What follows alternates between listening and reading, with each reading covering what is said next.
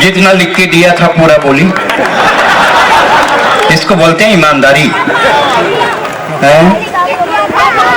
हाँ, कार्डलेस इसको दे, जो मांगे दो भाई। कवि सम्मेलन प्रारंभ होता है। मैं बड़े मन से मेरी अपने विशेषाधिकार का प्रयोग करते हुए लखनऊ से हमारे बीच आए हैं प्रियांशु तिवारी। उनसे एक कविता हम सुनना चाहेंगे। अगर वाकई में आपको लगे कि आपके शहर में बाहर से कोई कवि आया है और उसे कविता ना पढ़वाई जाए तो इस छत्तीसगढ़ का कल्चर नहीं है। इसलिए मैं एक कविता के लिए उसे बुलाता हूँ। छोटा बच्चा है, बच्चा क्या है तो जवान, लेकिन आने वाले समय में संभावना है। एक बार ताली बजाएं प्रियांशु तिवारी जो लखनऊ से हमारे बीच।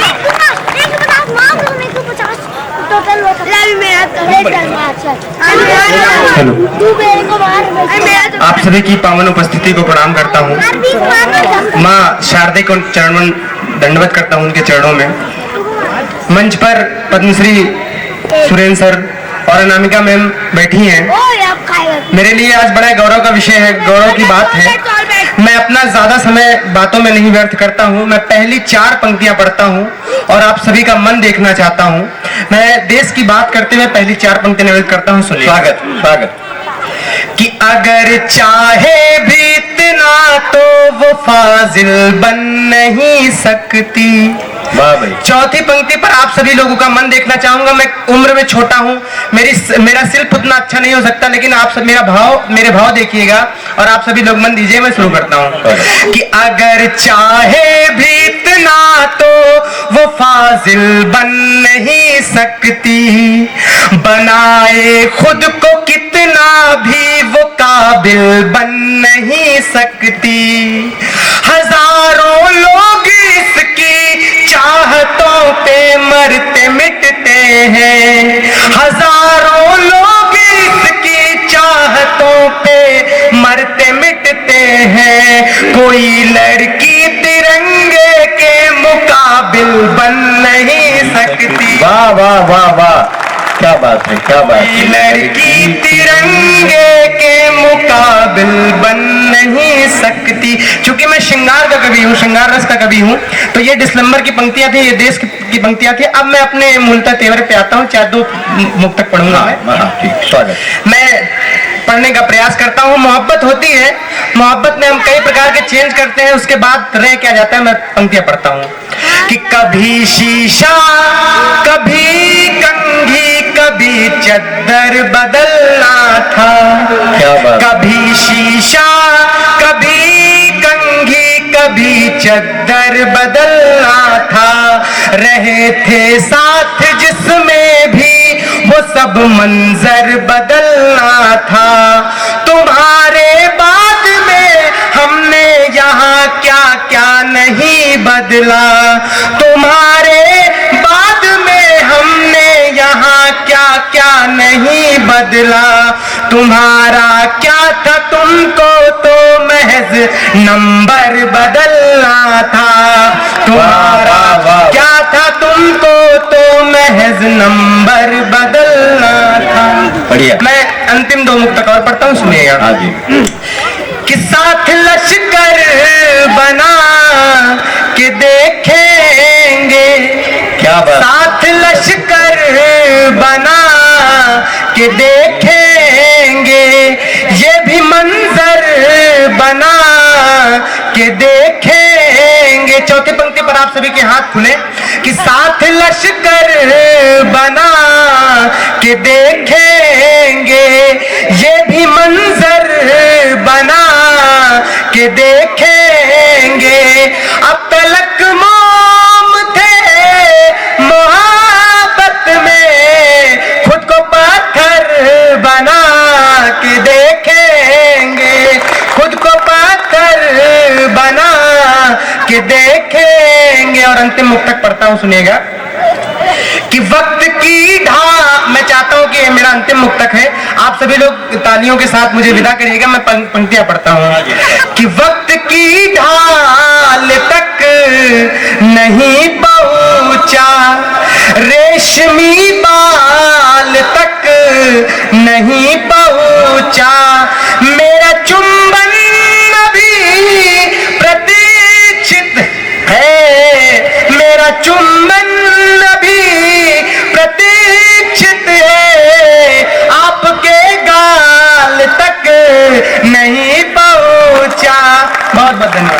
वाह,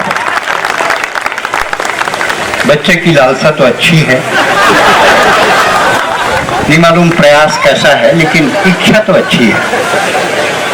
आज का प्यार कॉलेज के गेट में शुरू होता है, आज का प्यार कॉलेज के गेट में शुरू होता है, नदी किनारे पार्क में पलता है, कोर्ट तक चलता है, तलाक में रुकता है, इसी का खुमार है और ये 21वीं सदी का प्यार है। और ये दिल्ली राजहरा जिसकी धरती एकदम, यहाँ के लोग मस्त हैं। मैं इसलिए कह रहा हूँ कि मेरा बड़ा पुराना रिश्ता इस शहर से है, यही जब एक कस्बा था तब से है, अब तो शहर हो गया। दिल्ली राजहरा की एक बात खास है कि यहाँ का आदमी एकदम झकास है। दोनों हाथ उठा के, दिल्ली राजहरा की एक बात खास है कि यहाँ का आदमी एकदम झकास है। मैंने एक से पूछा कैसे आपका बेटा तुतलाता है क्या? बोले हमेशा नहीं तुतलाता है, बोलता है तब तुतलाता है। जबरदस्त आत्मविश्वास है, इसीलिए दिल्ली राजहरा का आदमी एकदम झकास है। सिगरेट हाथ में देके माचिस मांगने वाले मैंने 1000 देखे, यहाँ माचिस रख के सिगरेट मांगते हैं। जबरदस्त आत्मविश्वास है, इसीलिए दिल्ली राजहरा का आदमी एकदम झकास है। और जो लड़के जिन लड़कियों के मोबाइल चार्ज कराते हैं, वही लड़कियां छुप कर मोबाइल में दूसरे से बात करती, इस बात का इनको आभास है। इसीलिए दिल्ली राजहरा के युवा एकदम, इसलिए इसकी पीड़ा कोई बड़ी नहीं है कि चुंबन को तरसते रहे, मैं चुंबन करने का मौका नहीं मिला। बेटा ये खुद ही ज्यादा दुखी पीड़ित लोग हैं, इन्हीं को नहीं है। तू तो लखनऊ से आया है 2 दिन के लिए, ये स्थायी रह रहे हैं जो भूखे लंगर में बैठे हैं, तो तेरा कहां से हम इंतजाम करें? छत्तीसगढ़ का दिल बड़ा है, जो हमारे घर आता है हम उसको भूखे नहीं जाने देते। हमारे यहाँ छत्तीसगढ़ में लखनऊ से आया है कोई कवि है, उसकी भूख रोटी नहीं है, उसकी भूख कविता है, कविता पढ़ना। इसलिए मैंने छत्तीसगढ़ के धर्म का निर्वाह किया और उससे 1-2 मुक्तक सुने। जैसा भी अच्छा पढ़ा, एक बार उसके सम्मान में आप तालियां बजाएं। और आइए कवि सम्मेलन के पहले कवि को बुलाता हूं, मनोज मद्रासी। ये इधर बैठे हैं, हरे रंग का जैकेट पहने हैं और हर किस्म के साउथ इंडियन डिश की करतब जानते हैं। डोसे को भी बिना चटनी के बेचने की करतब उनको मालूम है।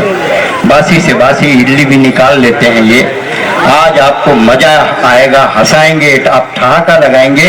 मनोज मद्रासी ठहाकों का एक नाम है जो हमारे बीच है। एक बार आसमान तक तालियां दें मनोज मद्रासी के लिए। आप सभी को प्रणाम करता हूं। इतने अच्छे आयोजन के लिए आयोजन समिति को बधाई देता हूं। इतने बड़े बड़े कवियों के साथ काव्य पाठ का मौका दिया, इसलिए सम्माननीय क्रांति भाई जैन जी का बहुत बहुत धन्यवाद। मैंने क्रांति भाई से पूछा भी था, जब सारे कवि गोरे चिट्टे बुलाए फिर एक ब्लैक पीस क्यों बुलाया? तो कांति भाई ने मुझे कारण बताया। बोले मद्रासी बात ऐसी है, बचपन में माँ अपने बच्चों को काला टीका लगाती ताकि बच्चों को किसी की नजर ना लगे। मैंने कहा उससे मेरा का संबंध? बोले हम भी चाहते थे हमारे कार्यक्रम को किसी की नजर ना लगे, इसलिए तुम्हें बुलाया है। मैं भी चाहूंगा आज के इस कवि सम्मेलन को और पूरे शहर को किसी की नजर ना लगे। आप सभी दिन दुगुनी रात चौगुनी तरक्की करें और खूब नाम कमाए। यहाँ सभी बुद्धिमान विराजमान है। आपने इतिहास के पन्ने पलट के देखना, जो लोग दिखने में काले उन्होंने बहुत नाम कमाया। Kofi Annan, Nelson Mandela, Barack Obama, Abdul Kalam, Surendra Dubey, Manoj Madrasi.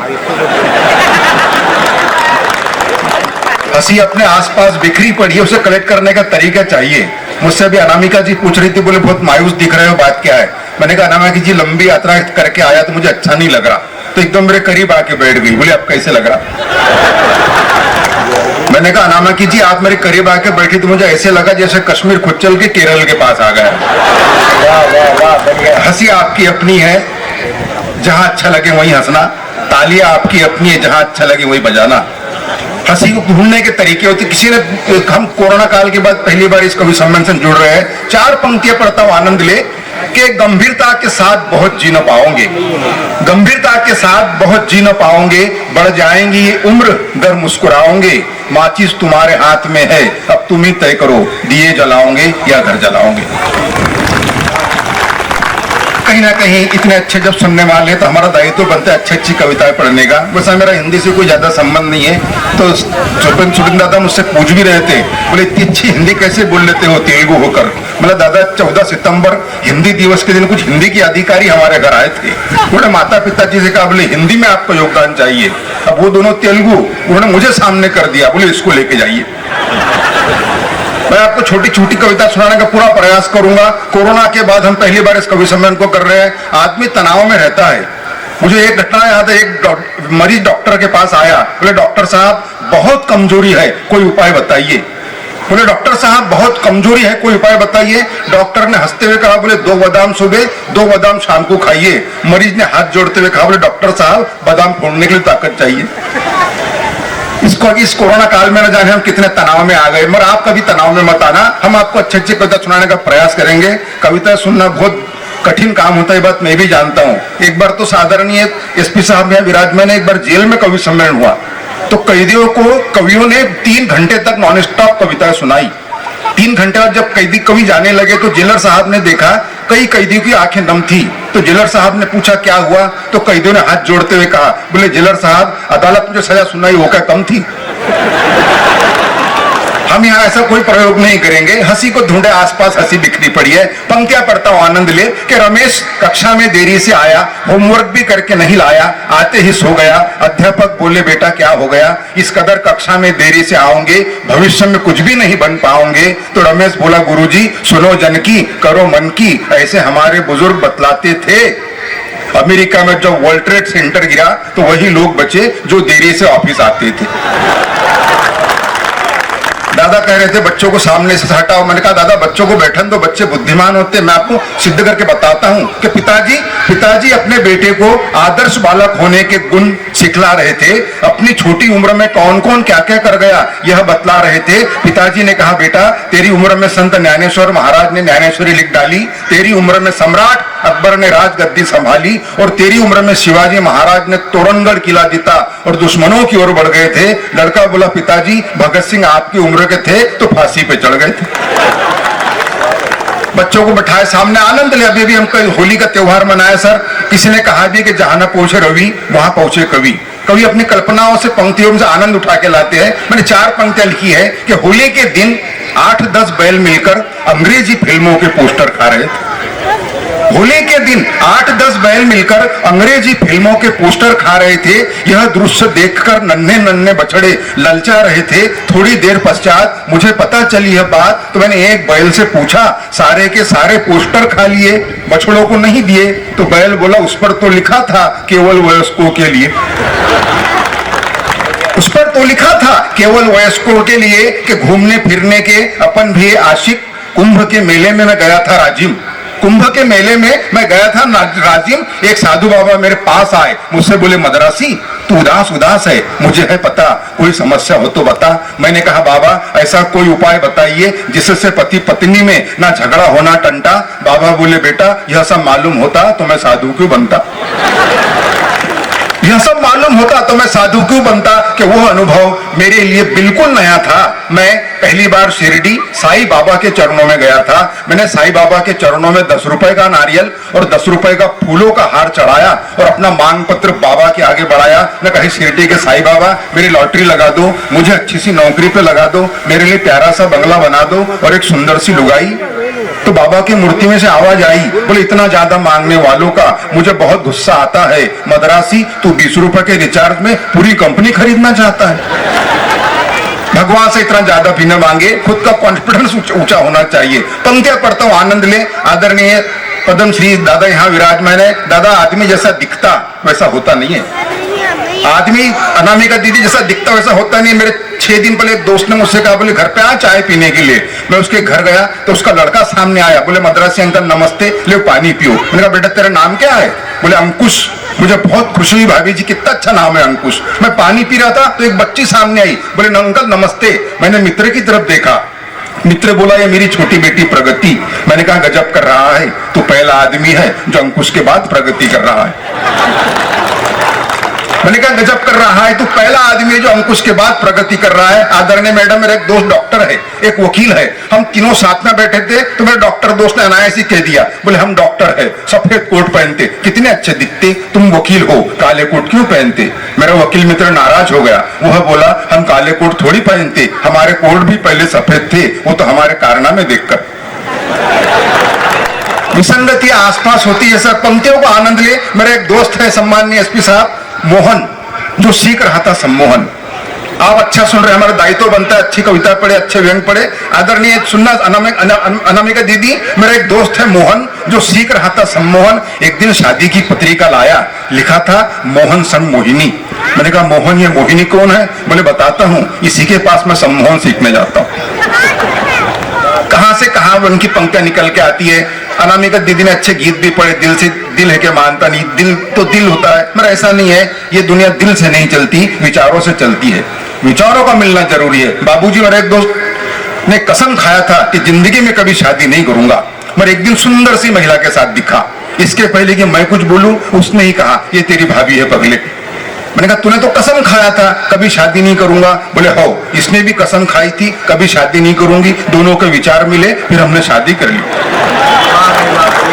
विचारों का मिलना जरूरी। मैंने कहा कब हुई रे शादी? बोले 3 साल हो गए। मैंने कहा बाल बच्चे? बोले बिल्कुल नहीं है। मैंने कहा क्यों? बोले विचार नहीं मिल रहे। एक दिन दोनों सुबह सुबह कहीं जा रहे थे, काफी खुश नजर आ रहे थे। मैंने पूछा कोई खुशखबर दे रहे हैं? बोले हाँ, हम दोनों तलाक ले रहे हैं। इसकी भी इच्छा साथ में रहने की नहीं है, मेरी भी नहीं है। तलाक एक ऐसा शब्द है जिसके चेहरे पे आते ही मायूसी छा जाती है, पर मैंने वहां से पंक्तियां उठा के लाई है। आनंद ले कि मित्र की असफल शादी के बाद जब सफल तलाक हुआ, मित्र की असफल शादी के बाद जब सफल तलाक हुआ, तब तलाक के दस्तावेज पे दस्तखत के लिए मित्र के पत्नी ने मित्र से पूछा आपके पास पेन है क्या? मित्र सहजता से बोला बिछड़ते हुए भी तुमने किन शब्दों को छुआ है, अब पेन की क्या कमी है, सारा पेन तो तुम्हारा ही दिया हुआ है। अब पेन की क्या कमी है, सारा पेन तो जैसा दिखता वैसा होता नहीं। बाबूजी पंक्तियां पढ़ता हूं कि कोरोना काल के दौरान की घटनाओं सुनाता आपको। अखबारों में कई न्यूज छप के आती दादा। अखबार में विज्ञापन छपा था, अखबार में विज्ञापन छपा था कि आप तनावग्रस्त हैं, 100% गारंटी, तनाव से मुक्ति पाइए, हमारे शिविर में आइए। मैं शिविर में पहुंचा, काफी भीड़ थी। एक आदमी कुर्सी पर बैठकर कुछ लिख रहा था, मगर तनाव में दिख रहा था। मैंने पड़ोस में बैठे व्यक्ति से कहा उसे देखिए शिविर में आकर भी कितने तनाव में दिखता है। पड़ोसी ने कहा धीरे बोलिए, वही आज के वक्ता है। जहाँ वक्ता परेशान हो, वहाँ आसपास से हंसी को ढूंढने का प्रयास करना चाहिए। मैं जिस क्षेत्र से आया हूँ सर, वहाँ इस तरह के कार्यक्रम होते नहीं। मेरे दादाजी, मेरे पिताजी, मेरे बड़े भाई सभी पुलिस विभाग में हैं। हमारे खानदान में मैं अकेला कवि हूँ। कभी कभी तो मेरे पिताजी मुझे गौर से देखते, आखिर गलती हुई कहाँ। एक दिन मेरे पिताजी ने मुझसे कहा, बोले बेटा कवि सम्मेलन तो रात में रहते, दिन में पुलिस की नौकरी कर ले। मैंने कहा ठीक है पिताजी। मैं पुलिस के भर्ती में गया तो एसपी साहब ने मुझे ऊपर से नीचे तक देखा और बोले क्यों रे मद्रासी, तेरे हाथ अगरबत्ती पैर मोमबत्ती, फिर भी तो नया पुलिस में भर्ती। तो मैंने कमिश्नर साहब से कहा, मैंने कहा सर मेरा सिर्फ इतना है कहना, मैं तो ये बताने आया कि मेरे भरोसे पे मत रहना। और साहब मुस्कुराए, एक कांस्टेबल को बुलाए, उसके हाथ से टेप लिया, मेरे छाती से लगाया, बोले मद्रासी छाती फुलाओ। मैं अपनी छाती फुलाई, बोले बताओ देश के लिए क्या कर सकते हो? मैंने कहा सर मैं अपने देश के लिए अपने खून की आखिरी बूंद तक दे सकता हूँ। साहब खुश नहीं हुए, फिर टेप खींचा, थोड़े ऊपर लगाया, बोले मद्रासी छाती और फुलाओ। मैंने अपनी छाती और फुलाई, बोले अब बताओ देश के लिए क्या कर सकते हो? मैंने कहा सर मैं अपने देश के लिए अपनी जान तक दे सकता हूँ। साहब खुश नहीं हुए, फिर टेप खींचा, थोड़े ऊपर लगाया, बोले मद्रासी छाती और फुलाओ। मैं अपनी छाती और फुलाई, बोले चलो अब कोई ऐसी बात बोलो जिससे हमारी भी छाती फूल जाए। मैंने कहा सर 2 लाख तक दे सकता हूँ। सर मैं सच्ची बात बताऊं, मैं पुलिस में भर्ती तो नहीं हुआ। मेरे 2 साल पहले जब कोरोना काल चल रहा था, पिताजी ने मुझसे कहा बेटा निराश मत हो, पुलिस के साथ जीप में बैठ, रात में गश्त पर चल। होली के कुछ दिन पहले की बात है सर, मैं जैसा ही पुलिस के साथ पिताजी के जीप में बैठा तो मैंने एक मशीन देखी। मैंने कहा पिताजी, बोले बेटा breath analyser drug and drive ये मशीन बताती है कौन सा आदमी शराब पी के गाड़ी चला रहा है, कौन सा बिना पिए चला रहा है। बोले बेटा देख, इस मशीन में फूकने पे अगर हरा लाइट जले समझना बिना पिए चला रहा है, और फूकने पे लाल लाइट जले समझना शराब पी के गाड़ी चला रहा है। उतने में हीरो होंडा पे 2 लड़कियां हैं। पिताजी ने कांस्टेबल की तरफ देखा, कांस्टेबल ने मशीन निकाली, लड़कों से कहा बोले बारी बारी फूको। लड़कों ने बारी बारी फूका, हरा लाइट जला। बोले जाने दो। बाद में एक 4 व्हीलर आई, 4 लोग बैठे थे। कांस्टेबल की तरफ पिताजी ने देखा, कांस्टेबल ने कहा फूको, चारों ने बारी बारी फूका, हरा लाइट जला। बोले जाने दो। मैंने कहा पिताजी मैं देखना चाहता हूँ ये लाल लाइट जलता कैसे। बोले बेटा थोड़ी देर रुक जा, कोई ना कोई आएगा तो बता देंगे। पर सर आधा घंटा होगा कोई नहीं आया। मुझे परेशान होते देख पिताजी ने एक कांस्टेबल को बुलाया और कांस्टेबल से कहा बोले तू ही फूक के बता दे लाल लाइट जलता कैसे। हालांकि ये काम पिताजी भी कर सकते थे। समय का अपना तकाजा है। आपको बड़े बड़े अच्छे अच्छे कवियों को सुनना है, बड़ी अच्छी अच्छी बातें भी किए थे महिलाओं के बारे में। महिलाएं इसलिए बुद्धिमान होते सर क्योंकि देश में सारे बड़े बड़े पद महिलाओं के पास है। 8 मार्च महिला दिवस के दिन मैंने पत्नी से पूछा, मैंने कहा ये बता महिला काय का रूप है। बोले शक्ति का। मैंने कहा पुरुष। बोले सहन शक्ति का। मैं सर जब भी कोई नई कविता लिखता हूं तो सबसे पहले पत्नी को बताता हूं, वो मुझे 500 रुपए देती है, कहती है प्लीज सुनाओ मत। एक दिन मैंने उससे पूछा, मैंने कहा ये बता कवि और पागल में क्या अंतर है। बोले पागल सुधर भी सकता है। आइए समय के हिसाब से चल हम सारी बातें। मगर सर किसी ने कहा भी है कि कोई तानसेन बड़ा नहीं होता, बड़ा होता है कानसेन जो उस तानसेन को सुनता है। आप सुनने वाले बड़े हैं। मैं आपको सिद्ध करके बताता हूँ। 6 दिन पहले मैं इंदौर गया था। संचालक ने कहा बोले थोड़ा सा शॉर्ट में कविता पढ़ना, समय बहुत कम है। मैंने कहा ठीक है। मैं मंच पे खड़े हुआ, मैंने कहा 4 पंक्तियां सुना रहा हूँ, चौथी पंक्ति पे आपकी तालियां चाहूंगा। एक बुजुर्ग खड़े हुए, बोले बेटा चौथी पंक्ति सुनाओ। मैंने सर 4 पंक्तियां सुनाई, वो बुजुर्ग मंच पर उठकर आए, बोले मद्रासी मैंने आपको सब टीवी के मशहूर कार्यक्रम वाह वाह क्या बात में सुना था, आज यहाँ सुना, क्या लिखते हैं आप। मैंने उनके चरण छुए, मैंने कहा बाबूजी बहुत बहुत धन्यवाद। बोले नहीं मैं पूछ रहा हूं क्या लिखते हैं आप। तब जाके मैंने 4 पंक्तियां लिखी है। पूरे आयोजन समिति को ये पंक्तियां सौंपता हूं कि अस्पताल में फल वितरण के दौरान डॉक्टर ने कहा मरीज की तबीयत सुधरने की बजाय बिगड़ रही है साहब, कहीं कार्बाइड से पक्के फल तो नहीं खिला रहे आप। वे बोले कमाल है, मैं अपना जन्मदिन मना रहा हूँ, बाजार से लाकर ताजे फल खिला रहा हूँ और मेरे जन्मदिन की खुशियां गम में बदल रही है कैसे। और मरीज से बोले क्यों रे ताजे फल खाकर तेरी तबीयत बिगड़ रही है कैसे। तो मरीज ने हाथ जोड़ते हुए कहा बाबूजी आदमी मन के स्वभाव के सच्चे होना चाहिए, फल बाजार के नहीं, फल करने के अच्छे होना चाहिए, फल करने के अच्छे होना चाहिए।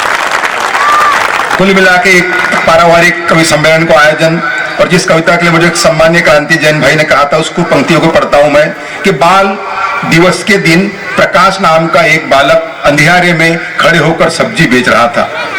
बाल दिवस के दिन प्रकाश नाम का एक बालक अंधियारे में खड़े होकर सब्जी बेच रहा था। मैंने उस बालक से पूछा पालक है क्या। वह बोला भाई साहब अगर पालक होते तो मैं सब्जी क्यों बेचता, अगर पालक होते तो मैं सब्जी क्यों बेचता। मैंने कहा बेटा मैं उस पालक के बारे में नहीं पूछ रहा, ये बता ये पालक क्या भाव बेच रहा। उसने फिर मेरी तरफ देखा, बोला ले जाओ, वैसे भी आजकल पालक को भाव कौन देता। तब मैंने पंक्तियां लिखी है कि कहीं छाव कहीं धूप होते हैं, बच्चे बच्चे भगवान का रूप होते हैं, कुल का दीपक बुढ़ापे की लाठी जाने कैसे ख्वाब सजा लेते हैं। बच्चों का भविष्य उज्जवल हो इसीलिए माँ बाप अपना वर्तमान जला देते हैं। बच्चों का भविष्य उज्जवल हो इसीलिए माँ बाप अपना वर्तमान जला देते हैं कि चेहरा चेहरा खिला खिला था, मित्र आज बरसों बाद मिला था, उसके ठाट बाट देखकर कई विचार जागे मेरे खोपड़ी में, ऐसा लगा जैसे कृष्ण आए हो सुदामा के झोपड़ी में। मिलते ही मुझसे बोला यार तू आ कभी, नजदीक ही मेरा बंगला है, गाड़ी है, नौकर चाकर है, विदेशी बैंकों में लॉकर है, सुंदर सी पत्नी है, फूल से बच्चे है, सारी बातें कह गया एक ही दम में। मैंने उससे पूछा माँ पिताजी कहाँ हैं। वह बोला वृद्धा आश्रम में। मैंने कहा दोस्त धन दौलत तो साथ में घड़ी दो घड़ी होती है, मगर याद रख जिस घर में माँ बाप होते हैं वो जगह जन्नत से ज्यादा बड़ी होती है। कहते भाई मनोज मद्रासी अगर आपका मन लगाया हो इन्होंने तो एक बार जोरदार तालियां बजा के इनका स्वागत करें। आइए अगले क्रम में जाते हैं। पुलिस के बड़े अधिकारी बैठे हैं, न मालूम कितनी समय तक बैठे हैं। हाँ बैठे मतलब उनका उधर कोई घटना घट जाए तो चले जाएंगे, है क्या बात है। कोई घटना घटे और पुलिस भी न जाए, दिल्ली राजा में ऐसा थोड़ी होता है, बिना घटे भी चले जाते हैं। आदरणीय एसपी साहब,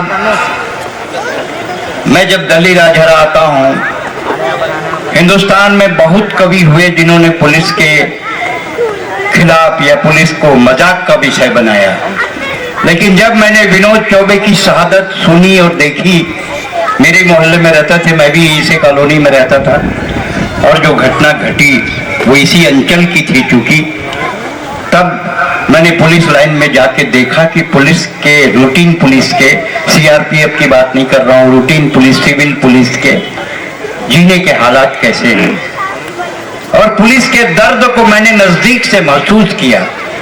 एसपी साहब, आज ये कविता आप लेकर जाइए, सुरेंद्र दुबे याद रहे न रहे, ये कविता आपको याद रहेगी कि मुझे ईमानदार सिपाही बहुत पसंद आता है, मुझे ईमानदार सिपाही बहुत पसंद आता है, तभी ये सर विनोद चौबे की शहादत के आगे झुक जाता है। क्या होली और क्या दिवाली, क्या होली और क्या दिवाली, बस गश्त है, गश्त है। पुलिस की नौकरी में सिपाही नहीं, पूरा परिवार त्रस्त है।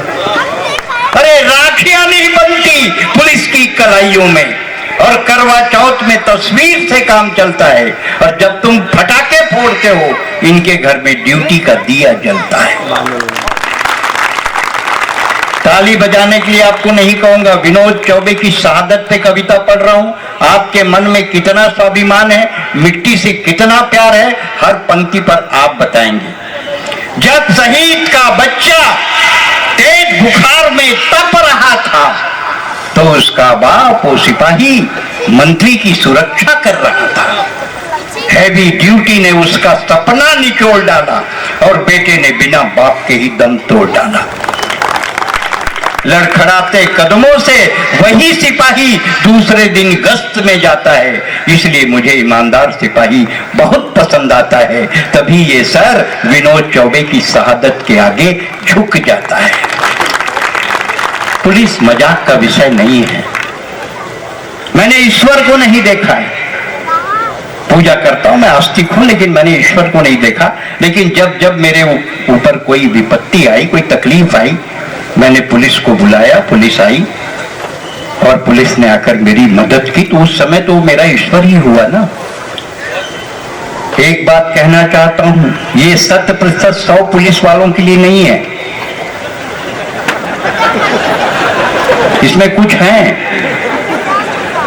जो ऐसे नीचे वाले, लेकिन मैंने पुलिस के दर्द को महसूस किया, विनोद चौबे की शहादत को सलाम किया। अगर वो अपने 52 जवानों को बचाने के लिए नहीं जाते तो विनोद चौबे आज जिंदा होते। उन्होंने अपने ड्यूटी के फर्ज को निभाया, इसलिए मैं विनोद चौबे की शहादत को सलाम करता हूँ, प्रणाम करता हूँ, और पुलिस की इस शहादत को मैं प्रणाम करता हूँ। कार्यक्रम को देते हैं गति, और आइए खेलते हैं कार्यक्रम कौन बनेगा करोड़पति। 1000 के लिए ये रहा सवाल कंप्यूटर स्क्रीन पे। दारू पिए के बाद सबसे ज्यादा कौन चीज जरूरी होते? A gulab jamun, B rasgulla, C peda, D गोंदली। गोंदली कंप्यूटर जी, D गोंदली ला लॉक करे जाए। अरे गोंदली लॉक कर दे, बासी संग काला खाबो। आप जीत गए 1000, और 5000 बार ये सवाल है कंप्यूटर स्क्रीन में। दारू पिए सड़क किनारे परे मनखे मेरन, सबले पहली कौन जानवर जाते? सवाल एक बार फिर से सुने। दारू पिए सड़क किनारे परे मनखे मेरन, सबले पहली कौन जानवर जाते? A गाय, B बकरी, C बैला, D कुकुर। एक साथ बताओ। D कुकुर, सबले पहली जाते कुकुर, वही देखते टुकुर टुकुर, फिर कम दबाव के क्षेत्र बनाते, गरज के साथ छीटे, और मोहल्ला वाले मन कहते सही नहीं सके साले हथ का काबर पीते। आप जीत गए 5,000। 10,000 के लिए ये रहा सवाल कंप्यूटर स्क्रीन पे। विपाशा बसु जैन पटको पहिर थे तेकर लंबाई कत्ता है। सवाल एक बार फिर से सुने। विपाशा बसु जैन पटको पहिर थे तेकर लंबाई कत्ता है। 1 मीटर 75 सेंटीमीटर 50 सेंटीमीटर। जी 50 सेंटीमीटर। कंप्यूटर जी 50 सेंटीमीटर को लॉक किया जाए। अरे जल्दी लॉक कर, नहीं तो कमती हो गई। दोस्तों, इस देश में सवाल ही सवाल है, सवाल के जवाब में भी सवाल है। सवाल वही रोटी, सवाल वही कपड़ा, सवाल वही मकान, और जवाब एक नहीं है, नहीं है, नहीं है। आज के कार्यक्रम के संयोजक आयोजक, हम लोगों को फोन खटखटाने वाले भाई क्रांति जैन का मैं आभार व्यक्त करता हूं। आज के कार्यक्रम के जो स्पॉन्सर हैं, माता जी को मैं प्रणाम करता हूं। MR transport, Rakesh scooter parts, Shri Dinesh ji, Shobha ji, Shri Mal, Jain cycle store, Santosh ji Sahni, Kranti medical stores और फनविला रेस्टोरेंट, आप सबका मैं स्वागत करता हूं। आपकी बुद्धि ऐसी ही रहे, आप हर साल कार्यक्रम कराएं, कवियों को बुलाएं। आज के कवि सम्मेलन में मैक्सिमम कवि ब्राह्मण हैं, तो आपको पुण्य मिलेगा। हालांकि ये श्राद्ध पक्ष नहीं है, नहीं तो लोग तो रायपुर में श्राद्ध पक्ष में मेरे घर में आ जाते हैं, क्योंकि कौमों का बड़ा सा प्रॉब्लम है आजकल। पूरे सदर बाजार के मारवाड़ी कार लेके मेरे घर आ जाते हैं, चलिए हमारे पिताजी का खाइए, हमारे बाबा का खाइए, और ले जाते हैं और साले डाइनिंग टेबल पे नहीं बैठाते हैं, छत में बैठाते हैं। सरकारी बंगला मिला मेरे को EAC कॉलोनी में, जब मैं आयोग का सचिव था, नारायण चंदेल के बाजू में EAC कॉलोनी, अब तो डिसमेंटल हो गई, उस समय थी। आदमी ने कहा कि हम कुत्ता पालेंगे, तो मैं कि हम ये तो पला था का नहीं, डॉग इज स्टेटस सिंबल। कुत्ता आजकल एडवांस होने की निशानी है, एलीट क्लास के लिए। मैं गेहूं बोरा धर के सड़क में जितना लावारिस कुकुर निकलान कोनो खाए, भूखे च ना खाए नहीं, साले भूखे कहां। एक ठनकरिया कुकुर बीच बीच में डायल टोन देवा है। मैं तख्ती लगा दे, कुत्तों से सावधान, काला कुत्ता खतरनाक है। एक जन घंटी बजाई, 15 मिनट बाद तीन उसका।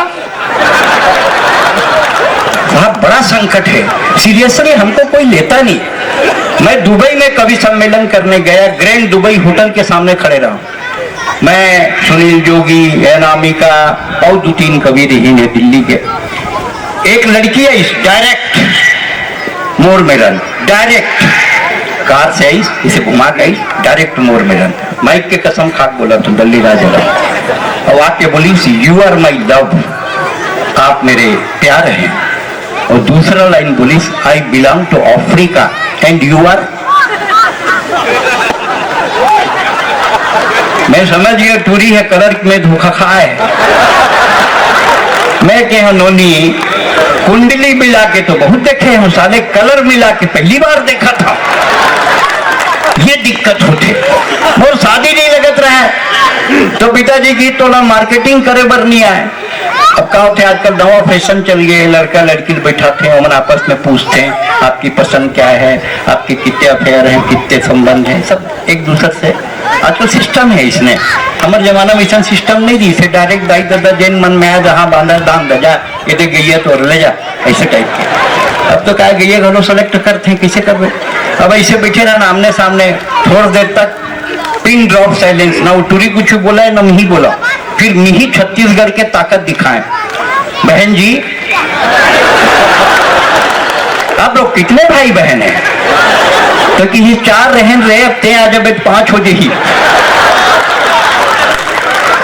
वो दादा कहा तो लोग मार्केटिंग करे बर नहीं आए। मार्केटिंग के मतलब है बिहाव में जा, ससुर पूछे डबल बता, हाई फाई बता, तब बिहाव लगते। ये तो BSc फाइनल में रहा हूँ बेमेतरा कॉलेज में, प्रीवियस में फाइनल में रमन सिंह पढ़त रहा है, बेमेतरा कॉलेज से वो पढ़े हैं। तो ये तो हवैया ससुर जो नहीं हुई, वो पूछी कहाँ तक पढ़े बाबू? मैं कह MSc, काबर बढ़ाक बताना कि प्राइवेट में नौकरी करता नहीं, सरकारी बढ़ाक बताना है। 10,000 तनख्वाह है नहीं, 25,000 बढ़ाक बताना है। तब कम आगे खांसी, खांसी है नहीं, TB। हम तो यही संकट में रहते हैं। आइए इन ठाकों को और खांसी से टीबी तक ले जाएं। और हमारे पास कवि हैं भाई मुकेश मनमौजी। वो मन की मौज में रहते हैं, मस्ती में रहते हैं। छपरा से हमारे बीच आए। छपरा जबलपुर और सिवनी के बीच एक शहर है, जहाँ तक मैं सही बोल रहा हूँ, बरघाट के पास है और हमारे बीच है। एक बार ताली बजाए। बड़े दूर से कोई कवि आपके शहर में आता है तो उसका सम्मान होना चाहिए। और हम लोग तो व्यापारी हैं, ग्राहक वापस नहीं जाने देंगे। हम तो माल बेच के ही जाएंगे साहब, सूट बेचें या चड्डी बनियान।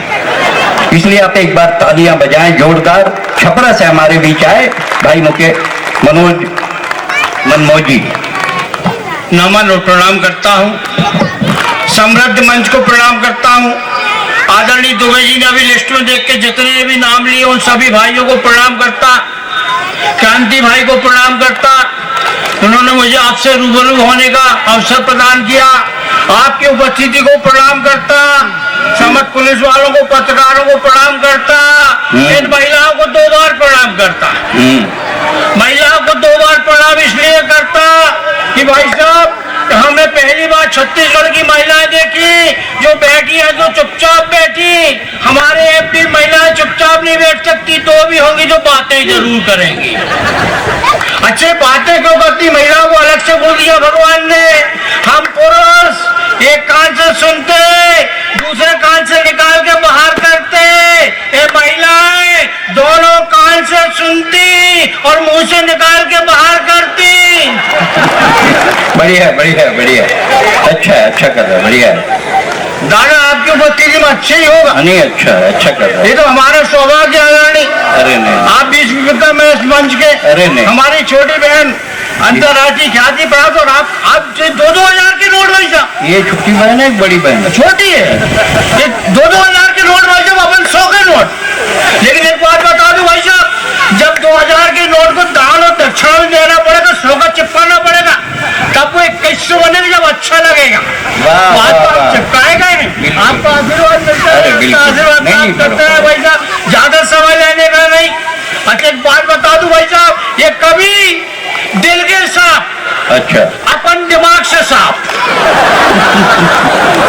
अरे भाई कविता लिखने में दिमाग लगता है, वो अपने पास है ही नहीं। क्या बात है, स्वीकार किया। फिर भी अपन ने लिख के लाए, वो दिल से लिख के लाए। वाह वाह वाह वाह, दिल से लिख के लाए। आप दिल से सुनेंगे, आशीर्वाद देंगे। हाँ जी। और आपका आशीर्वाद कोई छुड़ा ही नहीं सकता भाई साहब। पैसे तो पत्नी छुड़ा लेती, आपका आशीर्वाद कोई नहीं छोड़ सकता। इसलिए अपन पूरा देश घूम रहे। ज्यादा लंबी बात नहीं करूंगा। एक बहन जी मिल गई, बोले हाथ से कैसे लिख लेते? मैंने कहा बहन जी हाथ को लिखने नहीं पड़ता, पकड़ना पड़ता। कहाँ से हाथ से निकाला जा सकता है।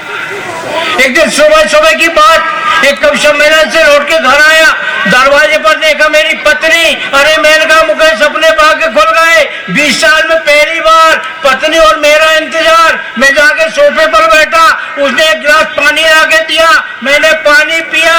वो फौरन बोली डिनर करोगे?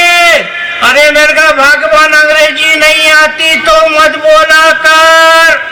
सुबह के खाने को लंच बोलते, रात के खाने को डिनर। बोले खाना तो रात का है। अरे मैंने कहा खाना रात का बच गया था तो बेकार में बासा क्यों किया? किसी कुत्ते को डाल देती। बोले बाहर खड़े होके कुत्ते ही का तो इंतजार कर रही थी। बढ़िया बढ़िया बढ़िया कर रहा है, बढ़िया कर रहा है। मैं वही सब सुबह निकल रहा था घर से, चबारा बहुत दूर पड़ता। रात को 5 बजे निकला। पत्नी बोले जा रहा है मेरे लिए कोई सेवा। अरे मैं कहा 5 बजे क्या सेवा करेगी, एक कप चाय बना दे। वो ऐसा चाय बनाने जाने लगी। मैंने उसको रोका, बोले क्या हुआ? मैंने कहा चाय में अदरक डाल देना, थोड़ा स्वाद बन जाएगा। वो वैसा चाय बना के लाई, मेरे को चाय दी। मैंने पहली चुस्की मारी, मेरे को लगा इसने अदरक डालना भूल गया। मैंने उसको बुलाया क्यों रे इधर? बोले क्या हुआ? मैंने कहा चाय में अदरक नहीं डाला क्या? बोले डाला ना। मैंने कहा मेरे को स्वाद नहीं आ रहा। बोले फिर से पी के देखो।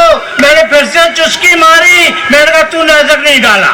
वो अंदर गई, रसोई से चाय का बर्तन उठा के ले आई। बोले देखो चाय की पत्ती दिख रही। मैंने कहा दिख रही। बोले कुटा हुआ अदरक पड़ा, वो भी दिख रहा। मैंने कहा वो भी दिख रहा है, लेकिन स्वाद क्यों नहीं आ रहा? वो बोली बंदर है क्या जाने।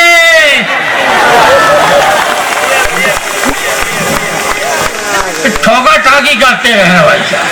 पैकिंग पे बिल्कुल मत जाना, पैकिंग के बाद आपको माल टन मिलेगा। अच्छा भाई साहब, हमारी पत्नी के कादर हिंदी बोलेगी, उसमें बीच में अंग्रेजी की शब्द डाल देगी। आज से नहीं मालूम, उसके बाद अंग्रेजी डाल देगी। मैंने कई बार समझाया, देखते को अंग्रेजी नहीं आती बिल्कुल मत बोल। अगर बड़े बड़े कवि आते, किसी दिन मेरी इज्जत का बंटाधार हो जाएगा। वो नहीं मानती भाई साहब। एक दिन की बात, कुछ कवि मित्र हमारे घर आ गए, मैंने उसको आवाज लगाई, वो रसोई में खाना बना रही थी। उसने वहीं से पूछ लिया क्या चाहिए। मैंने कहा चाय बनाना। थोड़ी देर बाद भाई साहब एक ट्रे में 2 चाय और 2 केले लेके आ गई। मैंने माथा पीट लिया। अरे मैं कहा चाय के साथ पकोड़े लाती, बिस्किट लाती, नमकीन लाती, तो केले लेके क्यों आ गई।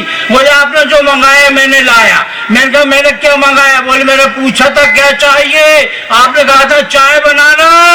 ये रही चाय और ये रहा बनाना।